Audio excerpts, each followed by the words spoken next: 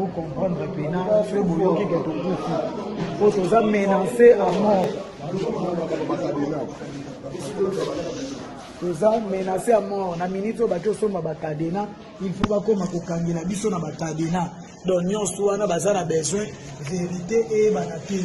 Vérité ça que bato baza awawa eza bato bokangi oyo makabu ya barin ba eli ya côté.